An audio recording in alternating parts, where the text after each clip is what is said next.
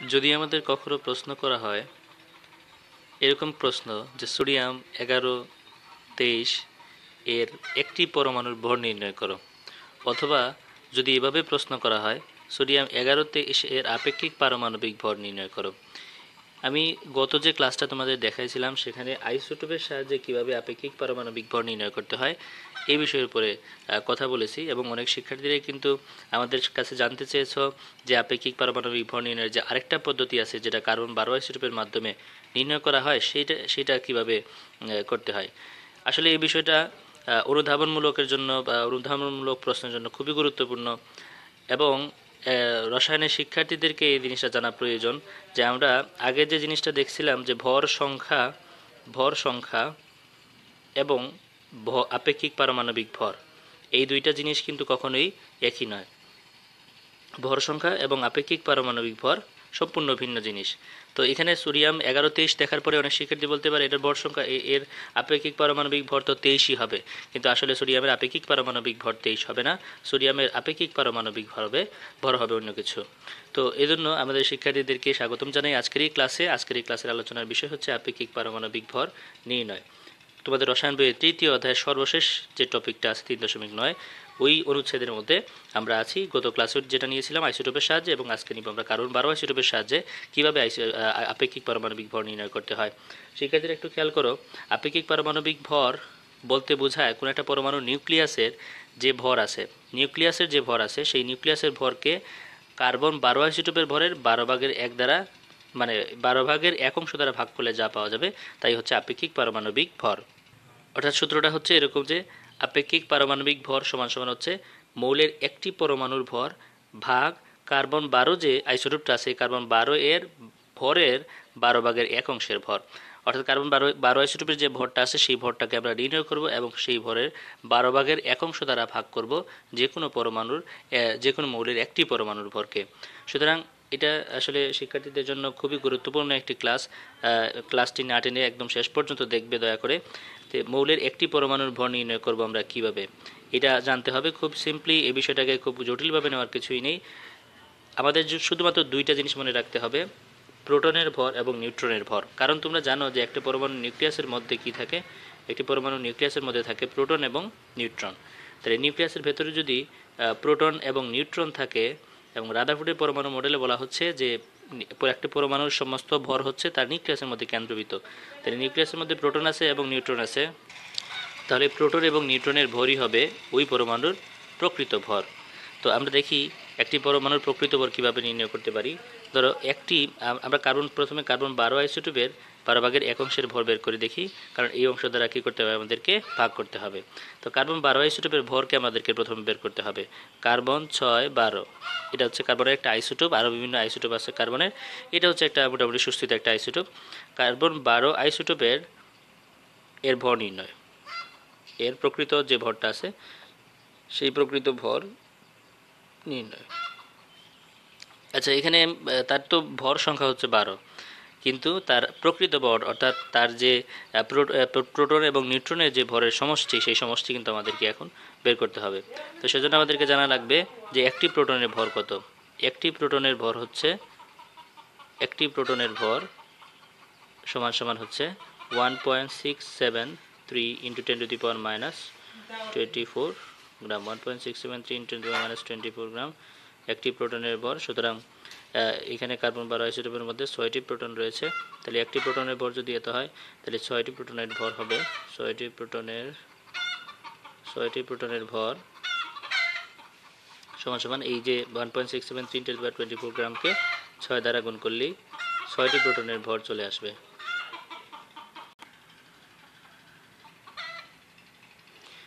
6টি প্রোটনের ভর 24 × 6 গ্রাম। তাহলে এখানে যদি আমরা 6 দ্বারা গুণ করি তাহলে 6টি প্রোটনের ভর আসতেছে 1.0038 × 10⁻23 গ্রাম। অর্থাৎ এখানে 6টি প্রোটনের, একটি প্রোটনের ভর যদি এত হয় তাহলে একটা কার্বন 12 আইসোটোপের নিউক্লিয়াসের মধ্যে 6টি প্রোটন আছে, তাহলে 6টি প্রোটন হবে কি, একটা যে ভর আছে তার 6 গুণ হবে। অর্থাৎ এখানে আমরা এই মানটা পেয়েছি 6টি প্রোটনের ভর। আবার যদি আমরা একটু দেখি যে একটি যে নিউট্রন আছে, এই একটি নিউট্রনের ভর কত। একটি নিউট্রনের ভর সমান সমান, একটি নিউটনের ভর হচ্ছে, তোমরা দেখবে তোমাদের বইও দেওয়া আছে 1.675 ইন্টু 10⁻⁻24 গ্রাম। এটা হচ্ছে একটি নিউট্রনের ভর। তাহলে বলো তো 6টি নিউটন, কারণ কার্বন 12 আইসোটোপের মধ্যে কতটি নিউটন আছে? তোমরা যারা ভর সংখ্যা সম্পর্কে ধারণা আছে যে প্রোটন এবং নিউট্রন সংখ্যার সমষ্টি হচ্ছে ভর সংখ্যা। তাহলে যদি প্রোটন সংখ্যা হয় 6টি, তাহলে নিউটন সংখ্যা কতটি হবে? ভর সংখ্যা যখন 12 দেওয়া আছে, তাহলে 12 থেকে কত বাদ দিতে হবে? 6 বাদ দিতে হবে, অর্থাৎ এখানে 6টি নিউটন আছে। তো 6টি নিউট্রন আমরা পাইলাম। তাহলে 1.675 ইন্টু 10⁻⁻24 ইন্টু 6, অর্থাৎ এখানে 6টি নিউটনের ভর, 6টি নিউটনের ভর আমরা এখানে পাইলাম। এটা ক্যালকুলেশন করলে আসবে 1.005 ইন্টু 10⁻⁻24 গ্রাম। তাহলে দেখো এই কার্বন 12 যে আইসোটোপটা আছে, এই কার্বন 12 আইসোটোপের নিউক্লিয়াসের মধ্যে প্রোটন আছে 6টি, নিউট্রন আছে কতটি? 6টি, এবং প্রোটন এবং নিউট্রনের ভরের সমষ্টি হচ্ছে তার প্রকৃত ভর, অর্থাৎ এখানে নিউক্লিয়াসের মধ্যে আর কোনো পার্টিকেল নেই। সেহেতু আমরা এখানে প্রোটনের ভর যেটা পেয়েছি এবং নিউট্রনের ভর যেটা পেয়েছি, এদের সমষ্টি হবে কার্বন 12 আইসোটোপের প্রকৃত ভর। এরকম যে কোনো আইসোটোপের প্রকৃত ভর আমরা নির্ণয় করতে পারি।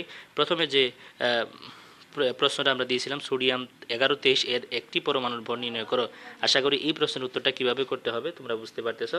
যেহেতু এখানে 11টা এখানে সোডিয়াম এর 11টা প্রোটন আছে, সুতরাং প্রথমে আমাদেরকে 11টা প্রোটনের ভর বের করতে হবে। একটা প্রোটনের ভরকে 11 দ্বারা গুণ করলে 11টা প্রোটনের ভর আসবে।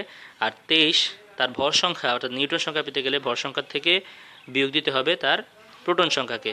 তাহলে বিয়োগ করলে পাওয়া যাবে কি? প্রোটন, তার নিউট্রন সংখ্যা পাওয়া যাবে। তাহলে নিউট্রন সংখ্যার যে পরিমাণটা পাওয়া যাবে, সেই পরিমাণকে এই তার একটি নিউটনের ভর দ্বারা গুণ করলেই তুমি পেয়ে যাবা টোটাল নিউটনের ভর কত। তো প্রোটনের ভর এবং নিউটনের ভরকে যোগ করলেই সোডিয়াম 1123 এর একটি পরমাণুর ভর নির্ণয় করতে পারে। তাহলে এখন দেখো কার্বন 12 আইসোটোপের যে একটি পরমাণুর ভর, তাহলে কার্বন 612 এর একটি পরমাণুর ভর, একটি পরমাণুর ভর কত হবে? একটি পরমাণুর ভর হবে প্রোটনের যে ভর আছে যেটা আমরা পেয়েছি, প্রোটনের ভর প্লাস নিউট্রনের ভর। এটা প্রোটনের ভর এবং নিউট্রনের ভরকে যোগ করলেই পাওয়া যাবে তার একটি পরমাণুর প্রকৃত ভর। তাহলে প্রোটনের ভর আমরা কত পেয়েছিলাম? 1.0038 ইন্টু 10⁻⁻23 পেয়েছিলাম, আর প্লাস হবে 1.005 ইন্টু 10⁻⁻24। এই হচ্ছে তার একটি পরমাণুর ভর, একটি পরমাণু ভর। তাহলে আমরা যদি এখানে যোগ করি তাহলে কি পাবো? আইসোটোপের প্রকৃত ভর, এই কার্বন 12 আইসোটোপের প্রকৃত ভর পাবো 0088 ইন্টু 10⁻⁻23 গ্রাম। এই হচ্ছে কার্বন 12 আইসোটোপের একটি পরমাণুর ভর। এবার কার্বন 12 আইসোটোপের একটি পরমাণু যে ভর আমরা পেয়েছি, একটি পরমাণুর ভরকে যদি 12 দ্বারা ভাগ করি তাহলে 12 ভাগের 1 অংশ পাওয়া যাবে, কারণ আমাদের যে সূত্রটা আছে কার্বন 12 আইসোটোপের ভরে 12 ভাগের 1 অংশ। তাহলে এটা সাধারণত একটা প্যারামিটার, অর্থাৎ এই কার্বন 12 আইসোটোপকে ধরেই কিন্তু আপেক্ষিক পারমাণবিক ভর নির্ণয় করা হয়। তো সেজন্য এর ভরের, অর্থাৎ কার্বন 12 আইসোটোপের ভরের, কার্বন 612 এর ভরের 12 ভাগের 1 অংশ সমান সমান কি হবে? এখানে আমরা যে ভরটা পেয়েছিলাম যে 2.0088 ইন্টু 10⁻⁻23 ডিভাইডেড বাই 12। তাহলে এখানে 12 দ্বারা ভাগ করলে 1.673 ইন্টু 10⁻⁻24 এরকম কিছু একটা আসবে। তোমাদের আমরা আমাদের কাজের সুবিধার জন্য এখানে 2 ডিজিট পর্যন্ত দিচ্ছি, 1.66 ইন্টু 10⁻⁻24 গ্রাম। এইটুকু দেখবা তোমাদের বইও দেওয়া আছে। 1.66 ইন্টু 10⁻⁻24 হচ্ছে কার্বন 12 আইসোটোপের ভরের 12 ভাগের 1 অংশ। সুতরাং আমরা এইভাবে যেভাবে আমরা নির্ণয় করছিলাম যে একটি কার্বন 612 এর প্রকৃত ভর আমরা যেভাবে নির্ণয় করছি, ঠিক সেই একই রকমভাবে কার্বন 612 এর প্রকৃত ভর আমরা যেভাবে নির্ণয় করছি, এভাবে যে কোনো পরমাণুর প্রকৃত ভর আমরা নির্ণয় করতে পারবো। ঠিক আছে, এবং সেই প্রকৃত ভরকে ভাগ করব কত দ্বারা? 1.66 ইন্টু 10⁻24 দ্বারা, কারণ কার্বন 12 আইসোটোপের ভরে 12 ভাগের 1 অংশ হচ্ছে 1.66 ইন্টু 10⁻24 গ্রাম। তো এই হচ্ছে কার্বন 12 আইসোটোপের ভরের 12 ভাগের 1 অংশ। আশা করি তোমরা এই যে প্রথম যে অংশটা আছে সোডিয়ামের একটি পরমাণুর ভর নির্ণয় করে, এটা তোমরা সব ক্ষেত্রে পারবা। এই অংশগুলো কিন্তু এমসিকিউ থাকতে পারে, যে কোনো একটা মূলকে এরকম সোডিয়াম না দিয়ে এক্স দিয়ে তার প্রোটন এবং ভর সংখ্যা দেওয়া থাকতে পারে, দিয়ে বলবে যে এর একটি পরমাণুর ভর নির্ণয় করো। এমসিকিউর ক্ষেত্রে অপশনগুলো দেওয়া থাকবে, তোমাদেরকে এইভাবে কাজ করে সংক্ষেপে কাজগুলো করে আনসার দেখাতে হবে। তো 2 নম্বর যে নমুনা প্রশ্ন আমি দিয়েছিলাম যে সোডিয়াম 1123 এর আপেক্ষিক পারমাণবিক ভর নির্ণয় করো। এখন আমরা দেখব কিভাবে তার আপেক্ষিক পারমাণবিক ভর নির্ণয় করতে হয় এই সূত্রের মাধ্যমে। একটি পরমাণুর ভর আমরা প্রথমে বের করব, তারপরে কার্বন 12 আইসোটোপের ভরে 12 ভাগের 1 অংশ দ্বারা আমরা ভাগ করে দিব, যেটা আমরা একটু আগে পেয়েছিলাম 1.66 × 10⁻²4। তো দেখো এখানে একটি সোডিয়াম যে 1123 এর মধ্যে 11টি প্রোটন আছে এবং 12টি নিউট্রন আছে, কারণ ভর সংখ্যা 23 থেকে 11 বাদ দিলে 12 থাকে, সুতরাং নিউট্রন আছে কয়টি? 12টি। তোমাদেরকে এই কাজটুকু কিন্তু করতে হবে যে প্রোটন সংখ্যা থেকে নিউট্রন সংখ্যা, ভর সংখ্যা থেকে আমাদেরকে প্রোটন সংখ্যা বিয়োগ দিয়ে তার নিউট্রন। তো এভাবেই আপেক্ষিক পারমাণবিক ভর নির্ণয় করতে হবে। তো দেখো এখানে একটি প্রোটনের ভর হচ্ছে 1.673 × 10⁻²4 গ্রাম, তাহলে 11টি প্রোটনের ভর হবে এর 11 গুণ, অর্থাৎ 11 দ্বারা গুণ করলে একটি প্রোটনের ভরকে 11 দ্বারা গুণ করলে হবে সোডিয়ামের যে প্রোটন আছে 11টি, এই 11টি প্রোটনের ভর 1.8403 × 10⁻23 গ্রাম পাওয়া যাবে, টোটাল 11টি প্রোটনের ভর। এবার দেখি আমরা 12টা নিউট্রনের ভর কত হয়।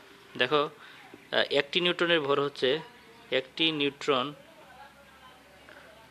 নিউট্রনের ভর সমান সমান 1.675, এই দুইটা মানকে তোমরা মুখস্থ করে নিবা, -24 গ্রাম। তাহলে 12টি নিউট্রনের ভর কত হবে? 1.675 × 10⁻24 × 12, তাহলে পাওয়া যাবে 12টি নিউট্রনের ভর। 12টি নিউট্রনের ভর আমরা যেটা পাচ্ছি সেটা হচ্ছে 2.01 × 10⁻23 গ্রাম। এই হচ্ছে 12টি নিউট্রনের ভর। তো এরপরে আমরা প্রোটনের যে ভর পেয়েছি, নিউট্রনের যে ভর পেয়েছি, এই ক্ষেত্রে এই প্রোটনের ভর এবং নিউট্রনের ভরকে যদি আমরা যোগ করি তাহলে মোট ভর পাওয়া যাবে। তাহলে মোট যে ভর আছে সেটা হচ্ছে সোডিয়াম 1123 এর প্রকৃত ভর বা একটি পরমাণুর ভর কত হবে? এই প্রোটনের যে ভর, প্রোটনের ভর প্লাস নিউট্রন এর ভর, প্রোটনের ভর এবং নিউট্রনের ভর এই দুইটাকে যদি আমরা যোগ করি তাহলে কি পাওয়া যাবে? তার প্রকৃত ভর পাওয়া যাবে। তাহলে প্রোটনের ভর হচ্ছে, আমরা একটু আগে পেয়েছিলাম প্রোটনের যে ভর সেটা হচ্ছে 11টি প্রোটনের ভর 1.8403 × 10⁻23 প্লাস করতে হবে, যোগ করবো আমরা কত দ্বারা? 2.01 × 10⁻23 দ্বারা আমরা যোগ করব। তাহলে কত পাওয়া যাচ্ছে? এখানে পাওয়া যাচ্ছে 8503 × 10⁻23 গ্রাম। এই হচ্ছে তার একটি পরমাণুর প্রকৃত ভর সোডিয়াম 1123 সোডিয়াম 1123 একটি পরমাণুর প্রকৃত ভর হচ্ছে, এইভাবে আমরা বের করতে পারছি। সুতরাং তার আপেক্ষিক পারমাণবিক ভর কত হবে? সোডিয়াম 1123 এর আপেক্ষিক, আমি সংক্ষেপে লিখতেছি, আপেক্ষিক পারমাণবিক ভর, তোমরা এটা পুরাটা লিখবা, সমান সমান 3.8503 × 10⁻23 ডিভাইডেড বাই, ভাগ করব কত দিয়া? কত দ্বারা এখানে ভাগ করব? ওই যে আগে আমরা পেয়েছিলাম যে কার্বন 12 আইসোটোপের পরে 12 ভাগের 1 অংশ কত ছিল? 1.66 × 10⁻24। এটা নির্ণয় করা লাগবে না, এটা মুখস্থ রাখলেই চলবে। কার্বন 12 আইসোটোপের ভরের যে আমরা আগে যেটা নির্ণয় করছি সেটা নিয়ে তোমাদের অঙ্কের জন্য নির্ণয় করা লাগবে না, আমি জাস্ট বোঝার জন্য বিষয়টাকে দেখাই দিছি। সুতরাং আমরা যদি এখানে ভাগ করি তাহলে যে ভাগফলটা পাবো সেটা হচ্ছে 23.19, অর্থাৎ প্রায় 23 আর কি, প্রায় 23। এজন্য এটাকে আমরা সোডিয়ামের ভর 23ই বলি। তো যাই হোক, এই ঠিক ছিল আমাদের আজকের ক্লাস। অনেক সময় প্রশ্ন করা হয় যে এখানে আপেক্ষিক পারমাণবিক ভরের একক কেন? দেখো এখানে যে উপরে যে ভগ্নাংশ যে লবটা আছে তার এককও কিন্তু গ্রাম, পরের এককও কিন্তু গ্রাম। তাহলে দুইটা গ্রামে তো কাটা গেলে আর কোনো একক থাকে না, সেজন্য আপেক্ষিক পারমাণবিক ভরের কোনো একক নেই, যেহেতু আপেক্ষিক পারমাণবিক ভর হচ্ছে দুইটা ভরের অনুপাত। তো প্রিয় শিক্ষার্থীরা, সবাইকে আজকের এই ক্লাসটা এতক্ষণ ধৈর্য সহকারে উপভোগ করার জন্য ধন্যবাদ জানাই। আমার শিক্ষার্থী যারা আছো, রসায়নের, বিজ্ঞানের যে সকল শিক্ষার্থী, প্লাস অন্যান্য শাখার শিক্ষার্থী, সবাইকে আমি আন্তরিক ধন্যবাদ এবং অভিনন্দন জানাই। তোমরা স্বতঃস্ফূর্ত আমাদের ক্লাসগুলো দেখতেছো। তবে আমরা ক্লাসের মধ্যে যে কাজগুলো দিই, আমাদের প্রত্যেক শিক্ষকই কিন্তু ক্লাসের পরে তোমাদের জন্য সামান্য কিছু কাজ রাখেন, যাতে করে আমরা বুঝতে পারি, জানতে পারি যে তোমরা আমাদের ক্লাসগুলো দেখতেছো। তোমরা সবাই দয়া করে এই ক্লাসগুলো ভালো করে দেখবে এবং কাজগুলো সঠিকভাবে আদায় করবে। তোমাদের জন্য বাসার কাজ হিসেবে ছোট্ট দুইটা কাজ রাখতেছি, এগুলো একটু দেখবে দেখো অ্যালুমিনিয়াম 23-27 এর আপেক্ষিক পারমাণবিক ভর নির্ণয় করো। আর হচ্ছে ফ্লোরিন 9-19 এর আপেক্ষিক পারমাণবিক ভর নির্ণয় করো। এই দুইটা কাজ শিক্ষার্থীরা তোমরা করে আমাদেরকে হোয়াটসঅ্যাপে দেখাবে। এবং আমার পরবর্তী ক্লাস দেখার আমন্ত্রণ জানিয়ে আমি পরবর্তীতে 4র্থ অধ্যায়ের উপরে ক্লাস নিব। সেই পর্যন্ত সবাই ভালো থাকবে, সুস্থ থাকবে। সবার সুস্থতা কামনা করছি। আল্লাহ হাফেজ।